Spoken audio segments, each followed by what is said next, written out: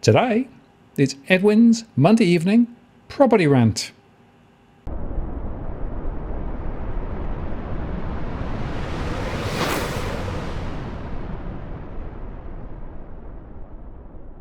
Hello again, it's Martin North from Digital Finance Analytics One. That is Post, covering finance and property news. Monday evening, Edwin is back once again for another rant. Edwin, how are you going? Well, it's a holiday, Martin, but you know what?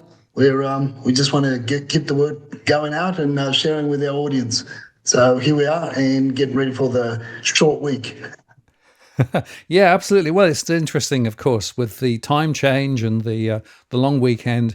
But I was fascinated that all of the social media has been spruiking the massive rise in clearance rates, all the first-time buyers piling in, etc. But the truth is, Edwin, the truth is, if you look carefully, things are not actually that flash. And this particular item, really, you can't make this up, can you? Australians are poorer now than they were before COVID, as Labor makes political choices to pour billions into the net zero pursuits, etc., etc. But that's not really the full story. Maybe we should start building houses out of mud and bricks, and local materials and stuff like that. Edwin, maybe that's the solution to our problem. What do you think? Oh, look, the Incas had it down pat, right? And so do a lot of tribes out in Africa. With mud bricks is the go. So maybe that's where we're gonna do the full circle. We don't know why ancient societies collapsed, and maybe this was one of the reasons that we just gone the full circle again. Well, and we're back to go ahead. It could well be. It seems to, and I published some research over the weekend, specifically on the issue of what households were actually feeling and doing from a cash flow perspective, because of course it's very different. You can have the auction listings up. Sydney's at 72.1% and Melbourne's at 70.1%. And they're sort of spruiking away like mad on that.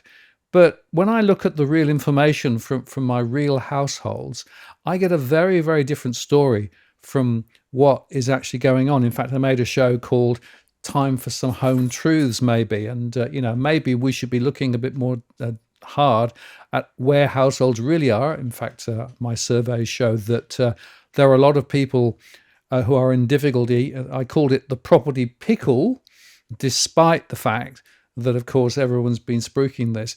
There's something really gone wrong, quite badly wrong, with the gap between all of this highfalutin talk from the social media and from the big media companies and the property companies, all this 5% stuff, and hey, it's great, and reality. And I feel as though we're actually in a bit of a sort of an Alice in Wonderland situation.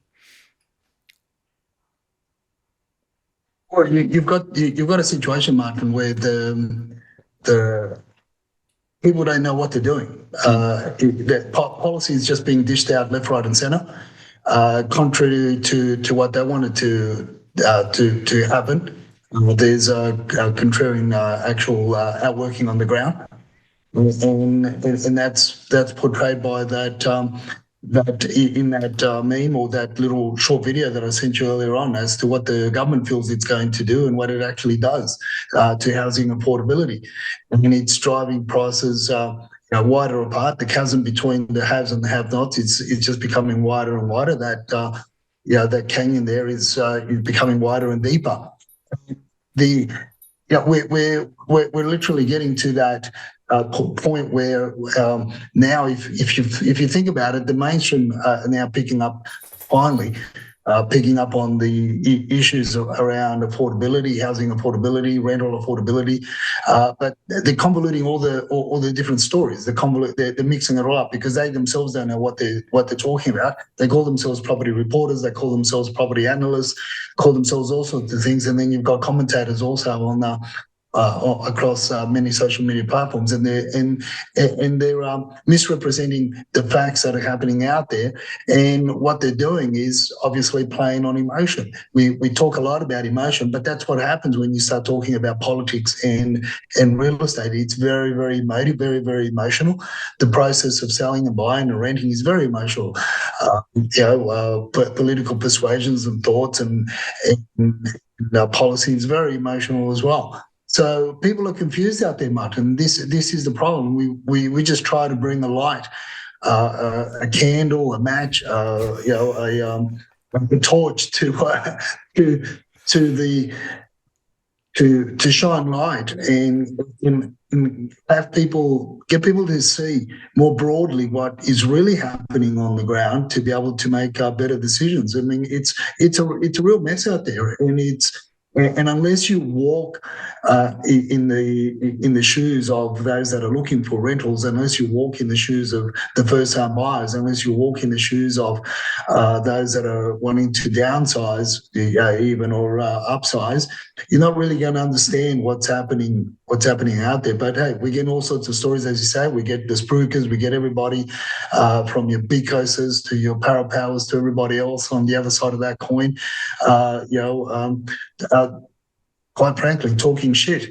From the main and not the main, and this is what I think distorts the truth. And from time to time, you get to see the truth. You get to see what's happening. Like we've often talked about the different, they talk about one market when it suits them. They talk about many markets when it doesn't suit them. But we've always looked at things granular, and we've always looked at things, separating each type of property, each type of market, each location, and various reasons why people want to move in, and how policy changes. So, in a nutshell, that's where we are. So, at the moment, Martin, be it a long weekend, we're very much a confused little bunnies, and sooner than later, you're going to get the E-Safety Commissioner clamping down on what you and I say, what we say, that's contrary to what the government wants you to say. And I'd say that that's going to be across all levels of thought, train of thought, whether it be property, politics, the economy, you name it. They'll be the judge, jury, and executioners. So it's a wait and see moving forward as to what they will do. Well, it's very interesting. And you mentioned that meme earlier. This is, of course, setting it up. So, hey, Siri, show me what the government thinks about the 5% deposit scheme is doing to housing affordability and what it actually is happening. Thanks in advance. So that's nicely setting it up, Edwin. And then, of course, this is the answer, isn't it? This is the story. So watch this space. Light the fuse. Off we go. It's going to take off. Housing affordability. Here we go. All take off. Oops. Oh. Bang. Oh dear! Oh dear! Oh dear! Well, yeah, and there you go. That's a reality. It's virtually setting people's dreams on fire. But hey. You and I have been talking about government schemes, guarantees, subsidies, joint ventures, bribes, whatever you want to call it. We've been talking about it. I've been talking about it since the early 2000s. I'm not sure how long you've been talking about it, Martin. I've been saying for a very, very long time that they don't work. What will work is a reduction of all the levies and taxes that they grift on the way through from subdivision of the land to construction. Although you and I have been talking about this for decades, it's only the mainstream only just picking up on many of these points, which is what we saw. Because why? From your point of view, involved with property and doing the surveys, and in your engineering background, in my background in developments and so forth, and working with developers and closely with developers and developments, and watching how painful it is to navigate through a lot of the red tape, and how somebody in council can just cross or tick a box in a page, and that's it. You're doomed. That's the effects. But at the end of the day, we go back to the fix. And since 2020, beginning of 2020, it's now no longer the the progression of the economic or economic natural economic progression. Now it's who's in charge.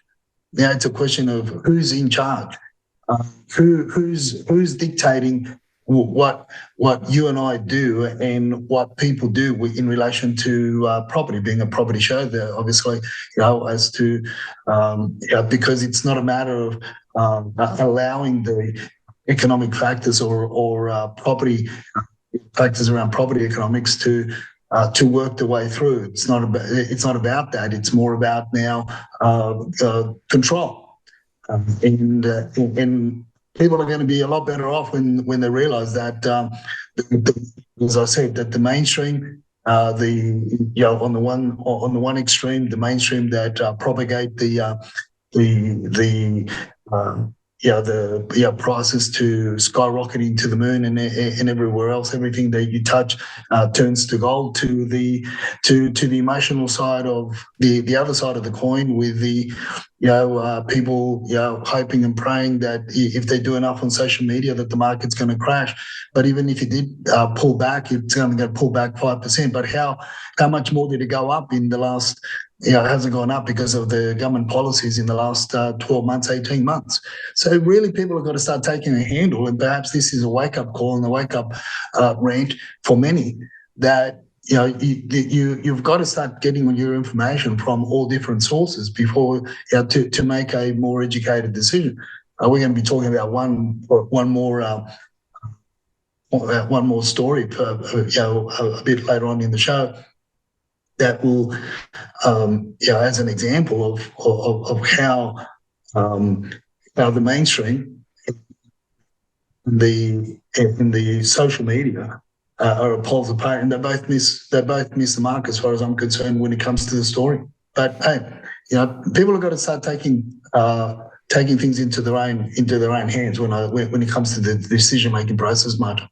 Oh, I agree. And in fact, on that show that I published yesterday, I made the point that, when you come to think of financial stress and the decisions you take, you can't look to government to solve all of this. You've got to take ownership personally and make better decisions, good decisions, make sure you understand your cash flow and things like that. But it is worrying when the news poll reports that more Australians want house prices to rise than fall. And interestingly, the poll also uncovered stark divisions between homeowners, those with a mortgage, and renters. And of course, I look at that through my surveys. And in fact, it's the rental sector that is the most significantly stressed of all. About 74% of people in the rental sector have significant cash flow pressures. Roughly half of those people with a mortgage have cash flow pressures. And of course, of those who are lucky enough to own a property outright are in a much better position. So, it's not surprising you've got these different power blocks. Unfortunately, of course, a lot of renters are not very vocal, and they're worried about rocking the boat and those sorts of things.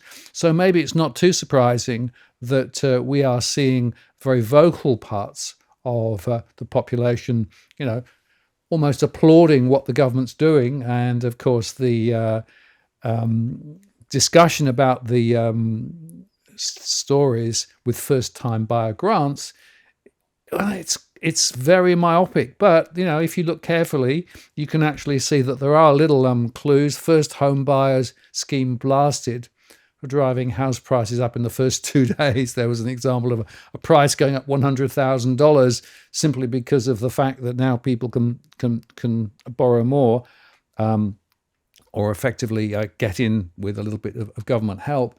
But just remember, of course, Edwin, that means that people will be taking even bigger mortgages, which means, of course, they're going to have to be making bigger repayments over the life of the mortgage.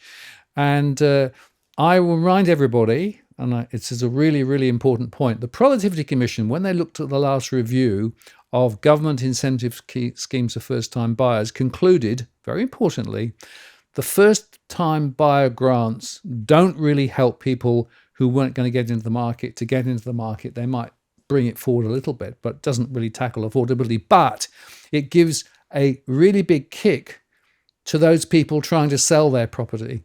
So you could think about this incentive scheme as a scheme that are helping sellers to make more money from their property. That's how we should be thinking about it. And this is where we go back to last week's rant, where I said this is all about the fix. It's really all about, in what I said earlier on, and that is that we can no longer say that it's a natural progression of events or economic events. It's really a trying to understand who's controlling the narrative and the outcomes. Showing the. I've tried to post the same thing on LinkedIn to see what sort of response I get there. Obviously, most of my followers there on LinkedIn are from the real estate arena, and it's pretty much crickets when it comes to the real stories or what's happening at a grassroots level. Obviously, because it's an interest group, so pretty much supported by the government anyway. Now, that's a stark reality, Martin, where you've got people that sooner than later, obviously, they're going to be making a lot more noise to keep the prices up because they're in trouble themselves. Look, let's. I'm going to be a little bit coy, right?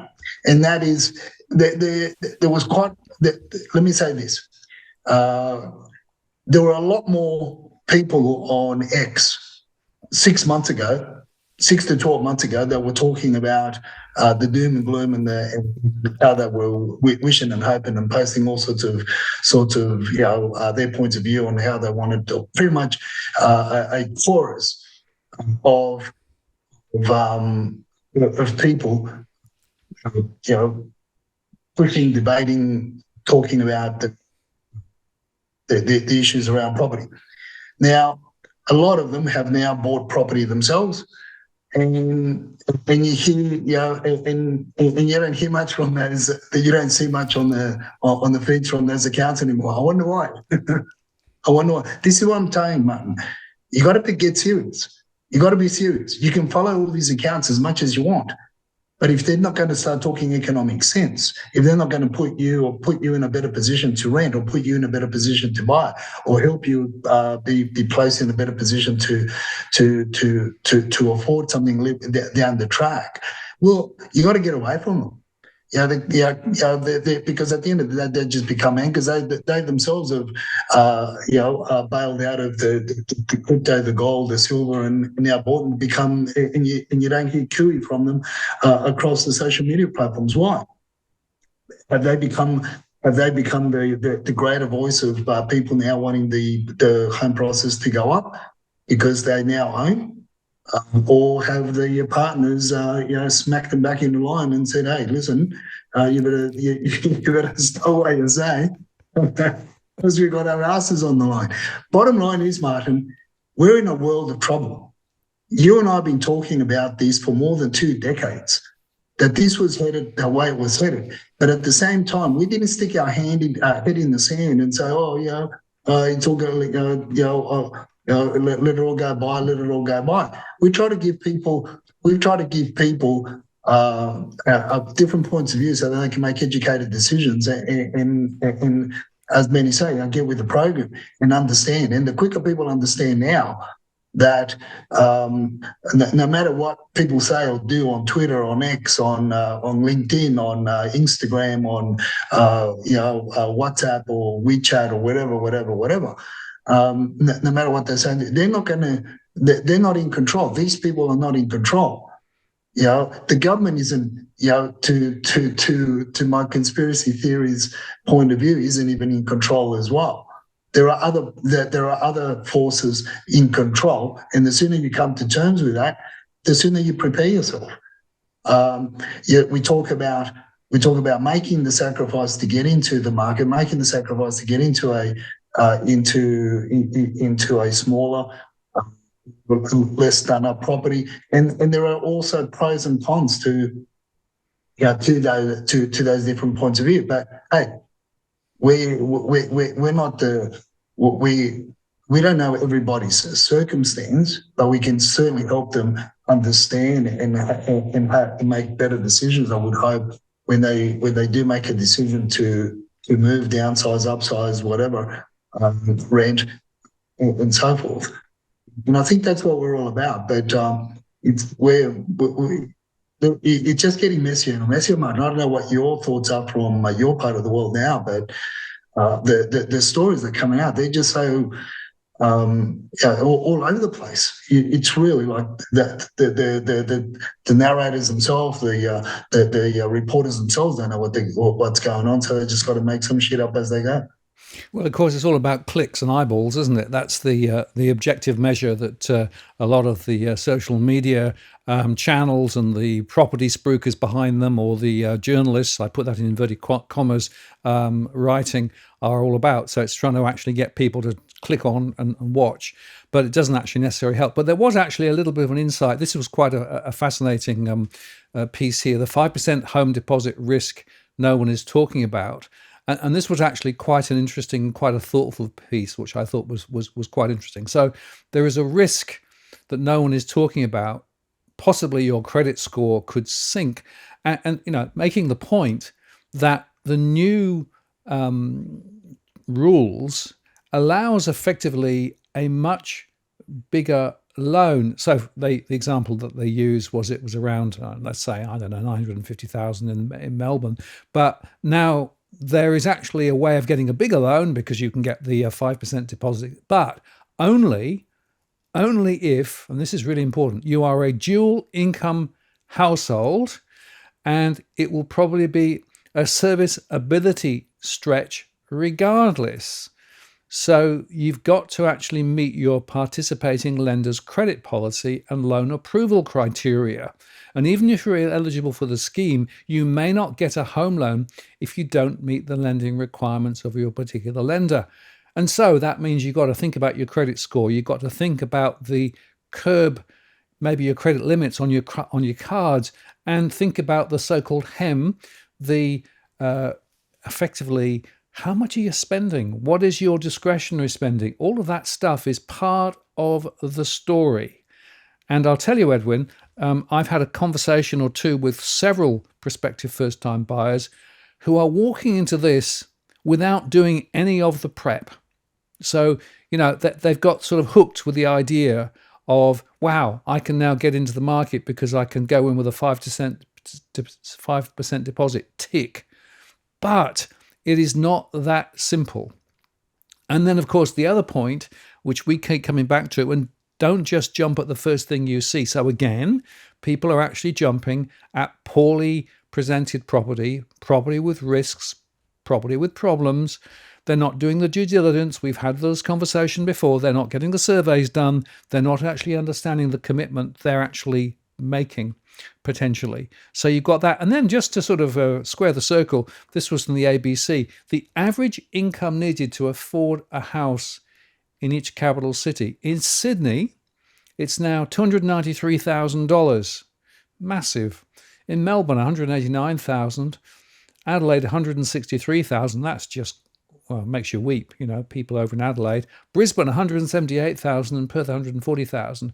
So you can see these are really big numbers. So my point is that below this sort of high-level waffle about, hey, 5%, now everything's fine, when you start peeling back the onion, there are some really, really, really serious questions here that people need to actually get across.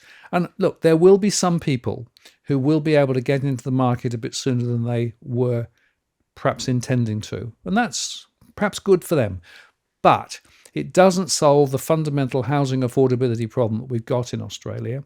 It doesn't actually ease the huge pressures on many households, and particularly those who actually borrowed earlier on and are still struggling.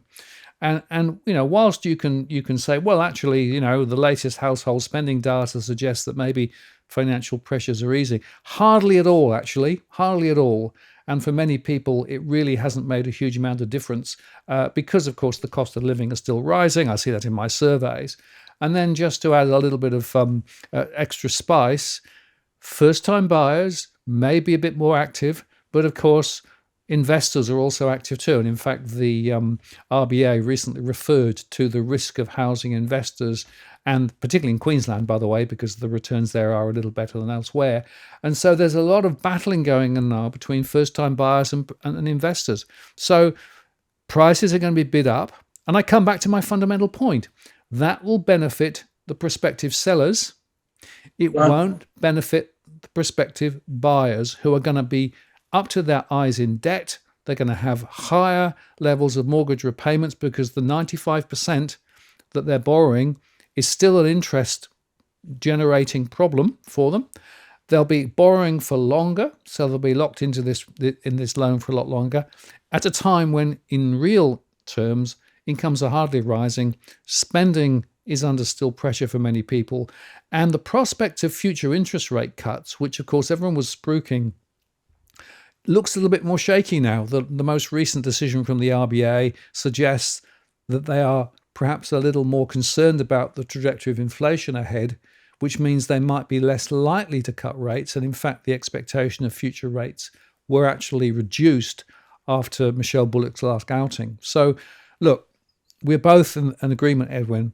This is a much, much more precarious situation for many people than those social media posts and those mainstream media commentators were actually going with. And what I come back to is, you can't take this high-level stuff. You have to go granular. You have to look at the detail. You have to make the decision locally about the property you're looking at, about your own financial situation, and do the work in terms of understanding what your cash flows are and could be. Do the work in terms of what the property valuations are and shouldn't be. And don't just pile in and pay 10% extra or whatever it is, just because the vendors now decided that because of this new scheme, they're going to lift the price. That is not the way to make a sensible property decision. And remember, just like pets, a property is not just for Christmas, it's for life. That's right. And then you've got the issues that come with it. And then the grooming and the upkeep of it, which is going to cost you a fortune. I'll give our viewers and our followers an example of what's happening out there. Now, I've shared on the show, and I've also shared on the videos of the what actually happens on the ground and what was being happening on the ground before the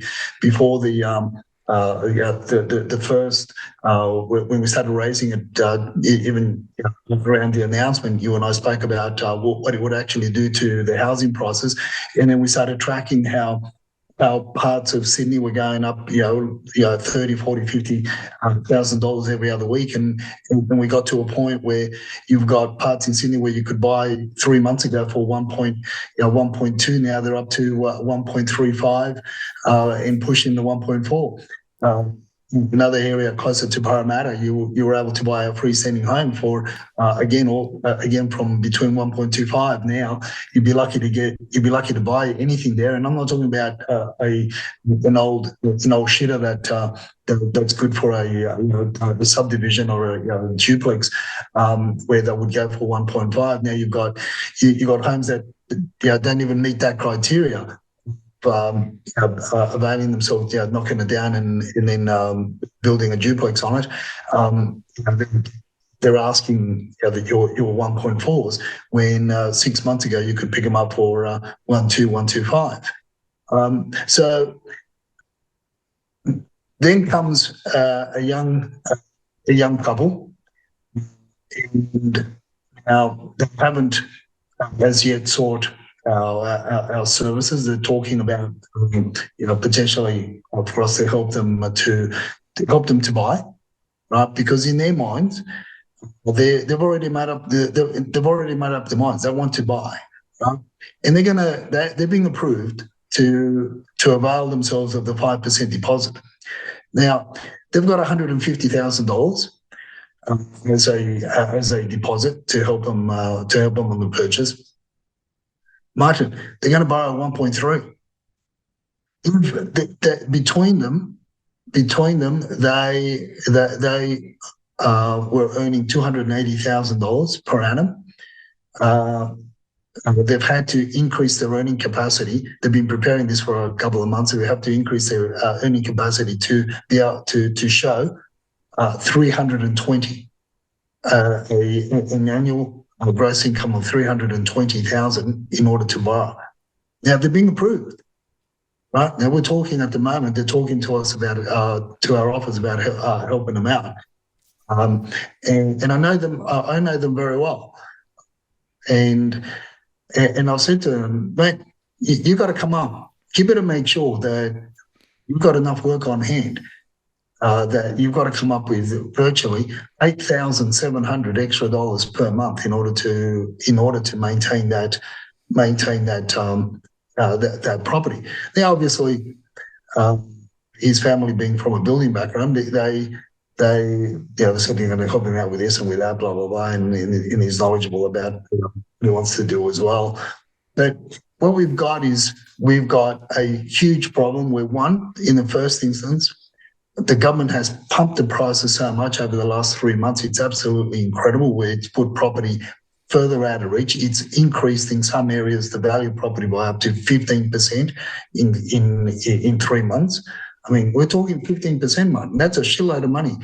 When you come to it. Secondly, it's made the younger people, wanting to get in, fearful of missing out, and they're jumping into these price points where you've got to come up, where they've got young families and they've got to come up with close to $10,000 extra dollars a month in order to keep the mortgage, in order to give it. That's if nothing goes wrong with the property. As you said, many are, and we shared, and I've shared that video on my YouTube channel, about how many are foregoing due diligence, because of FOMO, and that is very, very scary. Then, so we've created that problem. Now, all it will take is one of the partners to have an injury or lose their jobs, and where are they at? Now, I'm not saying that even if there's a larger number of people that end up in the same situation where they lose their jobs, unfortunately, there's that many people that want to get into the market that the demand is so high, and the availability of the properties that people want, which is your freestanding homes, is very small. That's the problem that's created. So that's why I go back to the point of being orchestrated. This is where we go. I go back to, it's all about the fix. This is where my conspiracy theory alarm bells go off in my head, because it's all about corralling the young people and those that are wanting to get into the market, into the property ladder, into those dog boxes that haven't been built yet. And watch this space. You heard it first. You're hearing it first on DFA Walk the World Monday Evening Property Rants with your Australian Mark North, and from time to time Dusty and Evan cameo. But watch when you're going to get a further incentive to start buying off the plan, because without buying off the plan, banks are not going to loan the developers the cash to get going, to get started, because they know the risk that they're going to be taking as well. And the other thing, which piles onto everything else, is, as I keep on saying, the longer this construction is prolonged, the greater the costs are going to be, and the more people are going to pay to get into the market. It's a vicious circle that's been fed from, even powers outside our government influence market. That's a scary thing, because we don't know who's really in control. It is a very, very painful story, and unfortunately, we're not getting a lot of really good information out into the real world from a lot of sources. Although, actually, if you look carefully, this one from Finder, who made the point that nurses and teachers and vets and bricklayers must spend a long, long time. This is half a century saving to buy a Sydney property. Now, obviously, this is a 20% deposit, but making the point that with the median Sydney value of her house at $1.6 million, dentists and engineers, it could take as long as 42 years. I mean, we're just way out. Now, the 5% deposit might bring that forward. But as I've discussed, it's less likely simply because of the fact that you've still got this problem of affordability. And they haven't really solved the affordability problem. They've just kicked the problem in a different shape. And also, by the way, in the process, so they've actually messed with the LMI industry, which already was reducing in terms of its capacity to lend. And the chances are now, interestingly, that for lenders' mortgage insurance for other people, not the first-time buyers, they could be charged a lot more. So that's just moving the price around. And the other interesting thing, Christopher Joy wrote quite a good piece, which was actually quite rounded, because he basically said, well, firstly, the next RBA more broad meeting is a live affair, but you should not bank on a rate cut. Depends on the trajectory of unemployment and also their inflation forecasts. They're still of the view that prices are on the way up. But this is the other kicker. If Australia's population continues to expand by 1.5% annually over the next 25 years, there'll be almost 40 million people living here by 2050. That represents a 44% increase over the current 27 million inhabitants. Such an enormous growth in housing demand will inevitably require major investments in infrastructure and new dwelling supply, which will in turn necessitate much higher urban densities. So, there is now this linkage now between migration, high demand, all of these issues, and the sort of the quality and type of construction that effectively people can think about. But here's the other kicker. If you look at the average new house construction cost versus the wages growth, this is actually from 1997, you can see there that the construction costs have gone through the roof relative to wages growth. So even taking account of the different mix of property and all of those things, the truth is that new property construction costs are still rising a lot faster than wages growth, which means that property is not going to be more accessible to people. It's going to be more difficult for people to get into this property market. And so you can see that the government policies over the last couple of decades, as we keep saying, is now bubbling up to the point of absolute crisis. And then when I come back to my research, which is on, so what's the impact on the ground for real households and how they're actually balancing their income and expenditure, they're really struggling. And there's nothing that the government is really doing that's going to actually move the dial at all. And I find this a very frustrating situation where, in fact, there seems to be a complete disconnect between the reality of the situation for most people and what the politicians believe is the answer to a problem which is probably not the one that should be being thought about. And, of course, as we keep saying, home buyer help is going to send property prices flying. Well, that's probably right.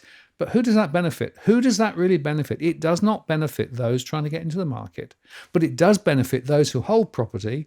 And going right back to that survey from Newspoll, the reason that people want prices to go up is because they're already sitting on property.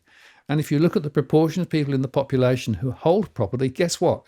It's a larger proportion than people trying to get into the market, or indeed in the rental sector, even now, although more people today are renting than before. So the field of play is messed up before we start the conversation.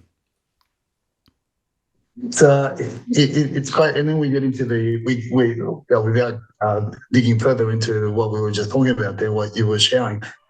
Then you get into the other scenario where the government say all sorts of crap, and they tell you that they're going to be doing all sorts of things and they're building this and building that, and yet the people that write the policies for them, the people that actually basically write the speeches and everything else for them, then they're the ones that in their own government that oppose anything being built, around the backyard. They become this is the hypocrisy of the whole game that's at play. But one thing for sure, Martin, is that anything that's substantial, where people want to live in, as Christopher Joy says, and also what you pointed out, and that is with the immigration policy continuing the way that it's continuing, with the projection of population projection up to 2030, 2050 in where we are. Anything that's established now is just going to keep on rising, because what we're going to end up with further down the track is we're going to end up with a lot smaller dwellings, and more importantly, the parcels of land will become a lot smaller. So, as I say to all our clients, the value is in the land. And you can even bring that concept into the older established 3-story walk-up units, where they sit on 1,200, 1,300, 1,500 square meters of land, and there's anything from 10 to 25 apartments on that land envelope, which then, when you divide it accordingly, then you get the value of the land, and then when you start talking about the same land envelope, and you've got 50, 60, 100, 120 apartments on the same envelope, and then you divide the lots to the land, and you get you're holding a lot less. So this is where we're going to be, where we're moving, and this is where I see in the property economics that we work in and play with, is that the most desirable dwellings will continue to go up in value in established property. But we're going to be pushed and corralled, or the new generations, those that are wanting to get into the market, as I said earlier on, they're going to be pushed and corralled into the smaller dog boxes, the smaller dwellings, high rise, because of a number of reasons. You can build more across a smaller land envelope. You've got more gravy for the local government, for the state government, and the fix for the federal government, of course. With the GST at the end of the sales that they collect from the developers. There's a lot of taxes that people don't realise that are paid out even on the sale of the property by the developers that the government avails itself of. And you got to have that. You got to have that, because you got to protect the industry, especially when you've got China strong arming BHP or Australia with the iron ore and everything. The arguments around iron ore and all the burning iron ore from BHP and all these sorts of issues around the periphery. You got to protect these. You got to protect the biggest. The biggest money making machines, which is property. I mean, after all, we are a $8.7 trillion industry, right? And everything else in between is just. So, what do you do, Martin? What do you do? So, this is the nature of this beast, and unfortunately, it's a beast that doesn't take a holiday, because then you end up with all sorts of pseudo realities that are just floating around, and people just don't know what to do. Absolutely. Well, there are so many issues we could touch on there, Edwin. One of the things I think is really interesting is this issue of, where are they going to build and what are they going to build? And this week there was quite a lot of discussion about that. This article is quite interesting because this is based on the discussion in Woollahra. And now the New South Wales opposition leader, Mark Speakman, on Tuesday declared at a housing conference the state Liberals are unashamedly YIMBY, yes, in my backyard, and would support the Minns Labor government's plan to increase density in Sydney's east around Edgecliff and the revised Woollahra train station. So there you go. But this is another interesting one. At the housing conference, there's a discussion about, is it NIMBY, is it YIMBY, or is it, this is the new one, ADIMBY? Appropriate development in my backyard.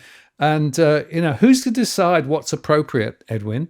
That's a really interesting question, right? Who's to decide what is appropriate? Because, of course, the developers want to build high, and they want to build high because they can cram more people in. The various state governments would like that because, of course, if you build high, you can get more stamp duty from the individual units as they're sold. So there is this very strong imperative to build up, despite the fact that the cost of building as you go up increases. But then here's another story on the same NIMBY front from the other side, where the senior Allen minister has been branded a NIMBY hypocrite in apartment building fight because basically there's an opposing a 4-story development near his Melbourne home, while the Allen government rolls out a suburban high-rise tower push. So, my conclusion of that, Edwin, one rule for the peasants, but not necessarily for the powerful, hey? Different rule for them.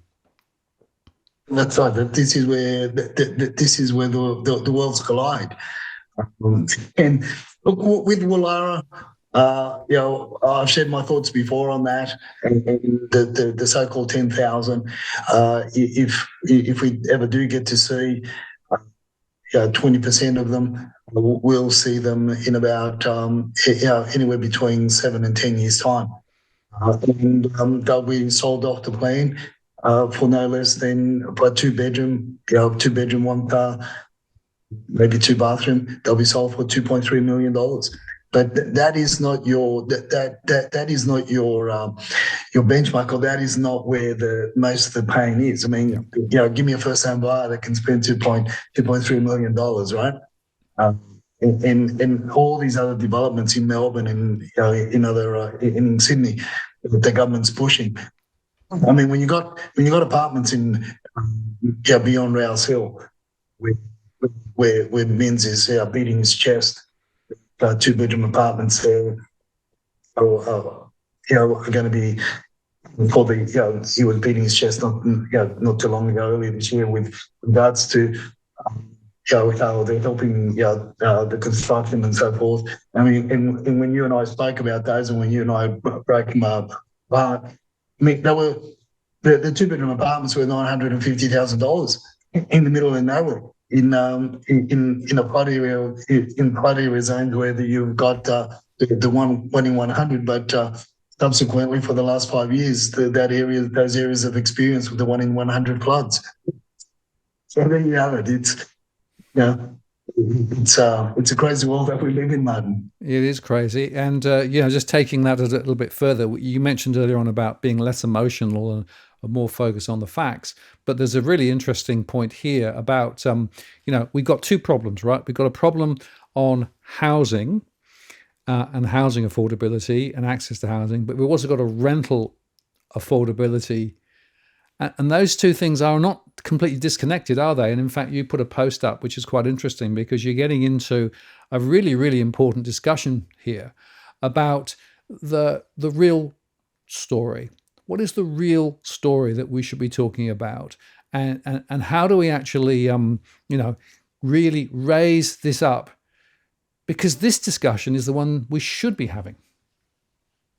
This is the I think that what clouds the real story? What clouds and it turns people away from listening to what's happening out there with regard to housing affordability and rental affordability when it comes to this particular instance.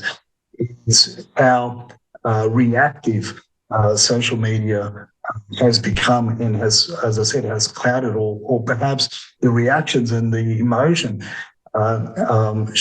overshadows real stories. And when I say the real stories, look, I mean, even the Daily Mail got hooked into this this BS story, hook, line, and sinker.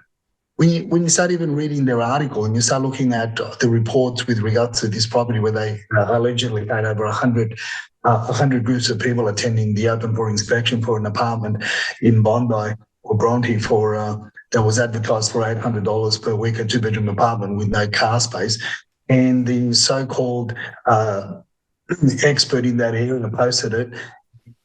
Daily Mail Australia picked that up, and then it's created a big stir across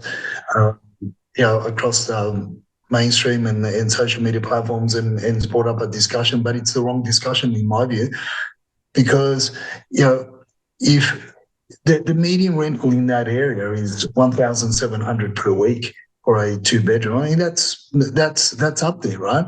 But you pay those prices for the location, you pay those prices for the lifestyle, you pay those prices because of the location, and lifestyle and what people want to. You're part of the eastern suburbs. There are many other markets that demand above $1,200, $1,500 for a 2-bedroom apartment as well. But when you start advertising a 2-bedroom apartment where the median apartment rental is 1,700 or 800, of course you're going to get 100 people, more than 100 people. I'm surprised that there are only 100 groups of people attending the open for inspection. But the way that this story is portrayed as though that all these 100 plus groups of people that were lining up to view the apartment, that they were all homeless, right? That's how you look at it on face value, that they're portrayed as homeless. No, that's not the case. Of course, if you're paying $1,500, if you're paying $1,200, $1,300 for a 2-bedroom apartment in the area, of course you're going to want to try and reduce your overheads and go and line up. But it doesn't mean that you're homeless. It doesn't mean that you're that all these people that are lining up. If you look at the video, I mean, some of the designer label shit that some of these people were wearing,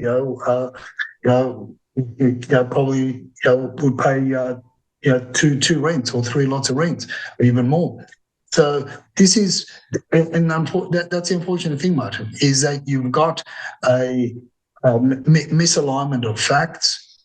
The actual fact here, or the actual story, in my opinion, that would make more sense is why are the regulators not all over this, and why is the storyteller, the reporter, or this publication, are they going to do a part 2 and go and interview the property manager for underquoting the rental?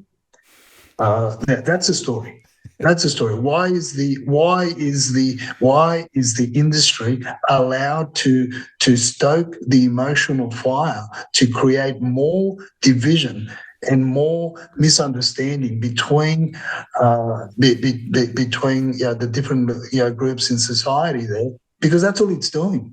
It's creating anger. It's creating a greater division when we should be, talking more, and collectively we should be talking, sitting against the government's policies. Because all this does, Martin, from my opinion, all this does is that brings a greater division. And this is the purpose. This is what I'm saying. The government are not in control. There are other forces in control, in that the other forces are there to divide and separate, because by dividing and separate that's how they conquer. And that is how they're conquering the people's minds, the young people's minds. That is how they conquer, because the young people don't want to. They see, the boomers. Let's send the boomers to Bali. Let's send the boomers to Indonesia, to Thailand, to wherever. It's all the boomers' fault. And when you start creating these divisions, when you start creating these differences, and this animosity, you're not going to be able to come collectively as a force to speak against what the government policies are actually doing.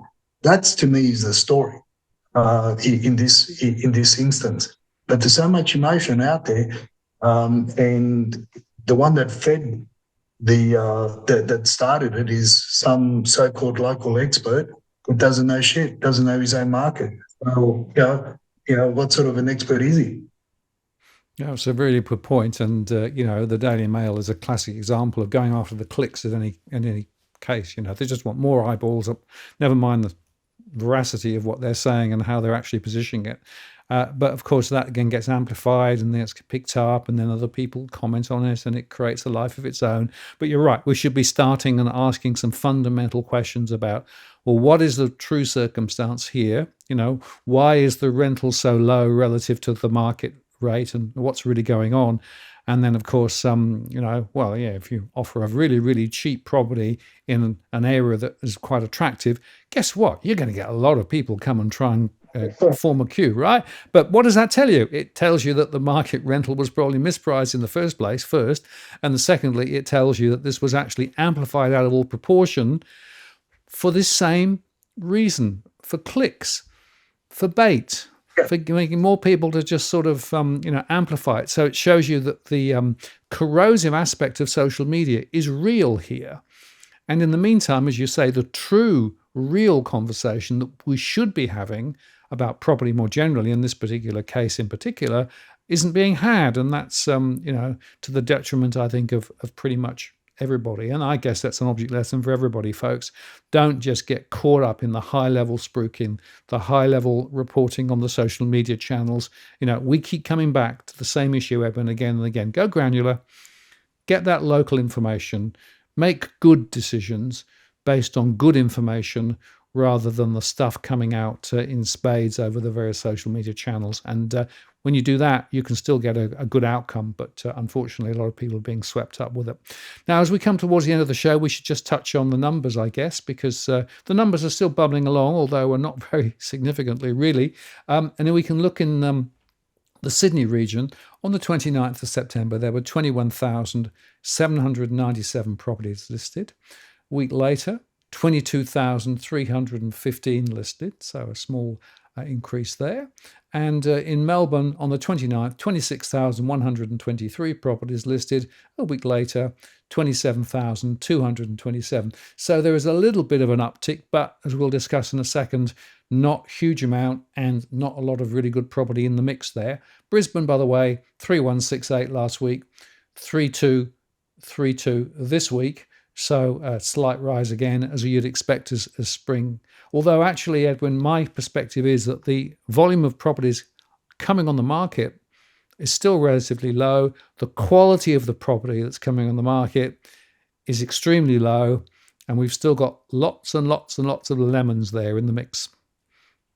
100%, Martin. The Sydney market is a lot different to the Melbourne. Melbourne's really picking up steam. And Melbourne has had a 1,000, over 1,000 new listings come on. And as we said earlier on, we try to warn those people that were starting to run to Melbourne too early, and it's still Melbourne's still got a long way to go in terms of people wanting to get out, and again, all because of the off the cuff policies from all different areas. From social policies to housing to taxes and everything else in between, you're going to have a lot of issues and investors are bailing out. So now we've got, although Sydney's a little bit. So I get the feeling that there's actually going to be less properties shown by tomorrow because of being the long weekend and being the grand final weekend and everything else. So agents haven't taken properties off the books that got sold over the weekend. But regardless, you can see the difference there. There's over 600 properties difference of new properties coming on the market. But one of the common threads, as you say, Martin, is that a lot of the properties that are coming onto the market are those that are being released or put on the market by investors. There's more and more chatter from all different from all our sources that more investor properties are coming on because this is the time to get rid of your get rid of those lemons, as you say, and get rid of those painful investments that are costing the mozza to keep them and polish them up a little bit and get those that are in FOMO to jump in and buy them. Voila.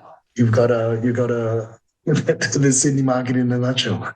Yeah, and we'll highlight the fact that there are already signs that some of those properties have been priced higher because of this first-time buyer change.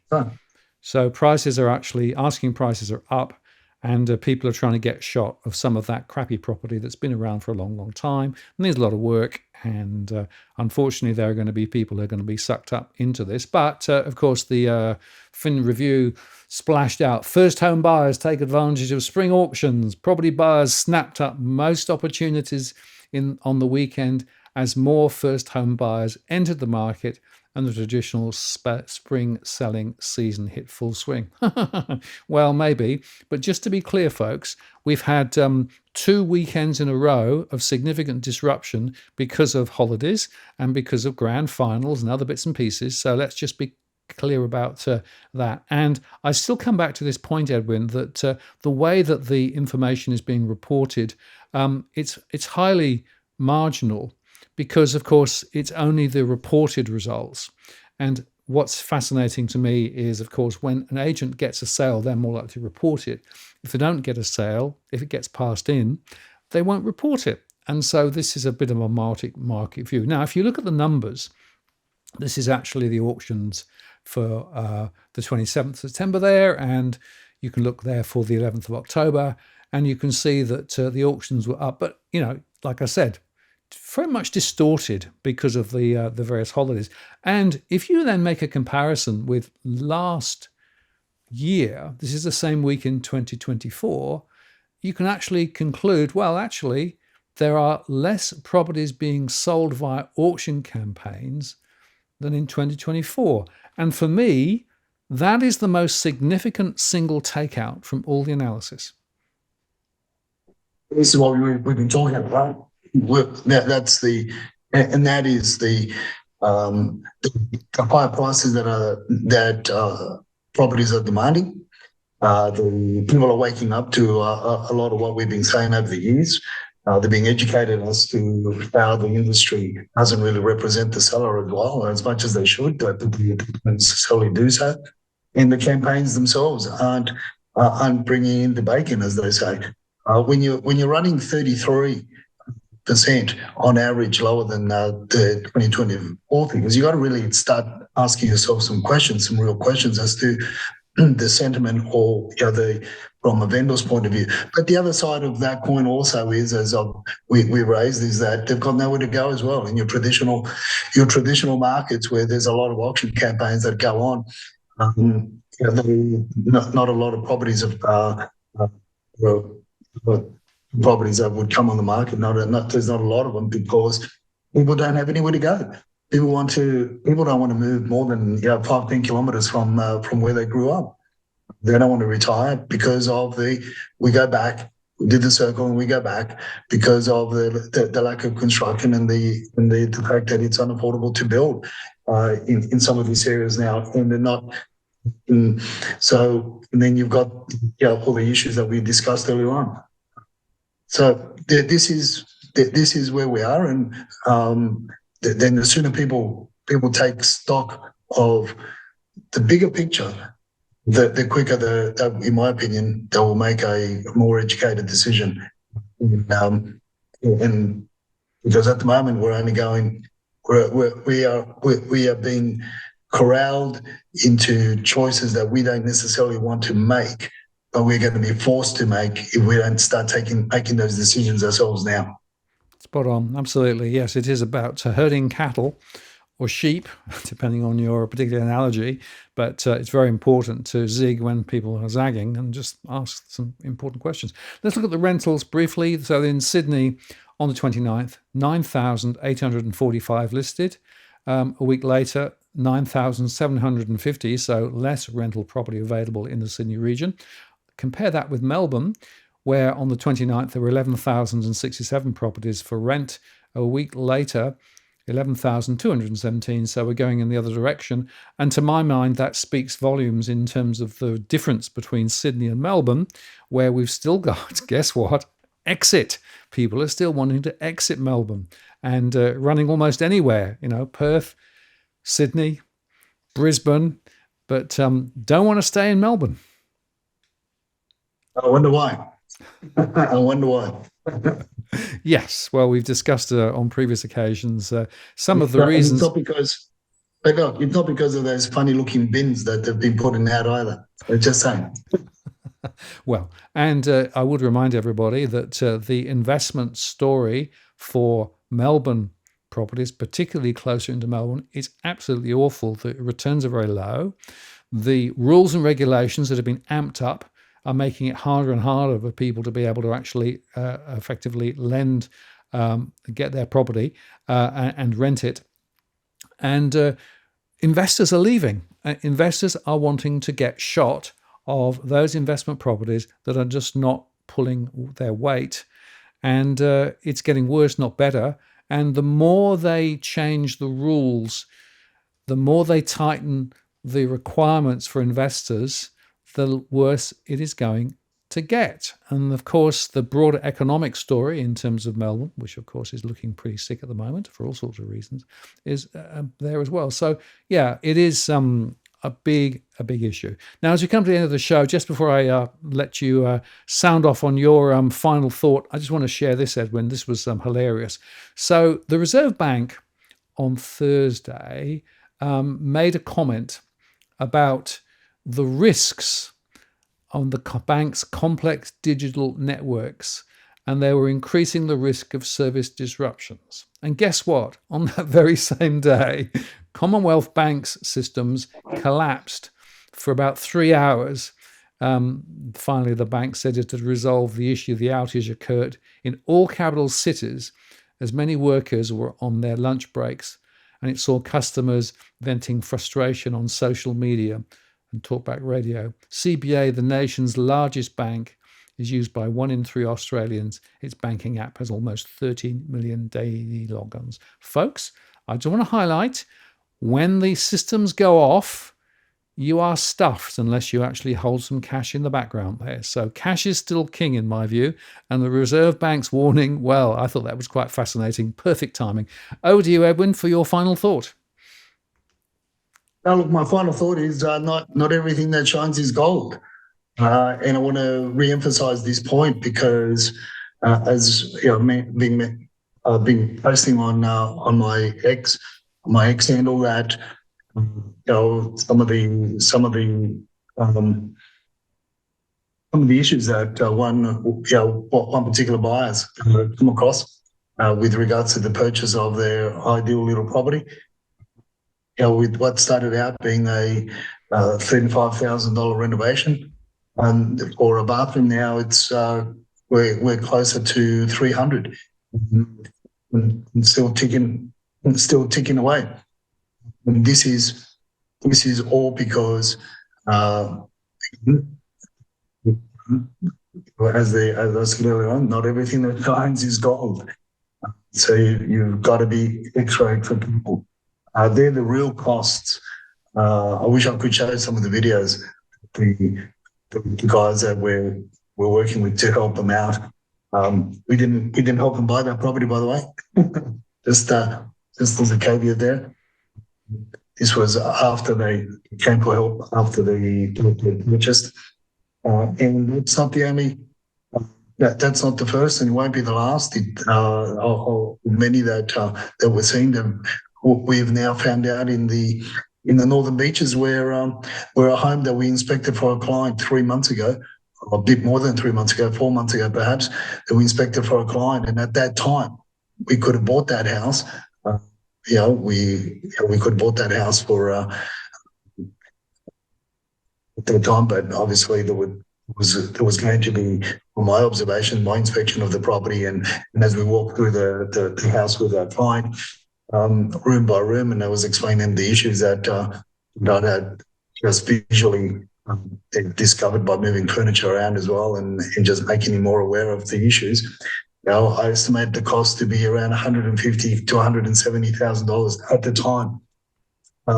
3 months later, the house has been sold for a couple of $100,000 more than what we could have bought it 4 months ago, because of the FOMO in the area, because of the lack of listings in the area. And guess what, mate? Whoever bought that house, they've also inherited $170,000 to $200,000 rectification work. We don't know whether they bought it with eyes shut or eyes open. So that is the tip of the week. especially now as things become heated up and numbers on market aren't really there in many markets of Sydney. Those desirable properties are not showing to come on market. So be careful, because not everything that shines is gold.